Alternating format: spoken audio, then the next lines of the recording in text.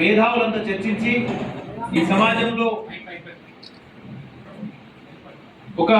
ఎలిటి ఉంది. ఇక్కడ మన ఈ సర్వజన డెమోక్రటిక్ ఫోరానికి ఒక నాయకత్వం వహించాలి. ఎస్సీ ఎస్టీ బీసీ మైనారిటీ సమాజాన్ని ఏకం చేయడంలో మనము ముందుకు సాగాలి.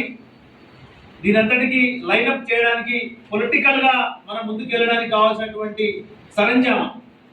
ఏర్పాటు చేయాలనే ఉద్దేశంతో ప్రేమ్చంద్ అన్న, చిన్నబాబు గారు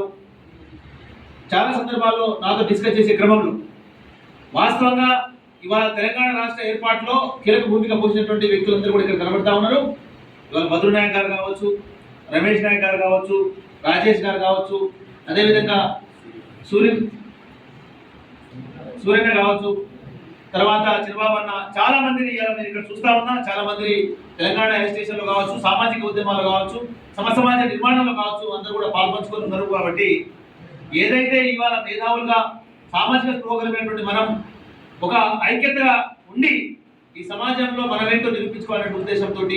ఇవాళ తెలంగాణ సర్వజన డెమోక్రటిక్ ఫోరాన్ని ఏర్పాటు చేసి ఈ రాష్ట్ర వ్యాప్తంగా పర్యటించి మనతో పాటు నడిచేటటువంటి వ్యక్తుల్ని ఏకం చేసే దాంట్లో ఈ సర్వజన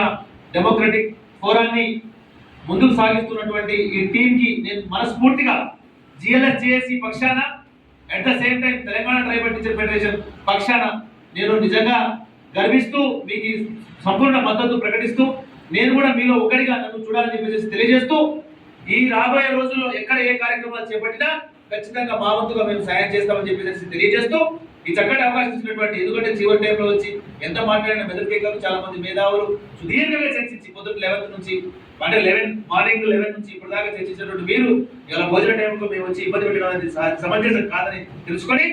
ఇవాళ మీరందరూ కూడా మనమందరం కూడా రాబోయే రోజుల్లో దీన్ని పొలిటికల్ ఫోరంగా అంటే ఏదైతే చర్చ అయితే జరిగిందనే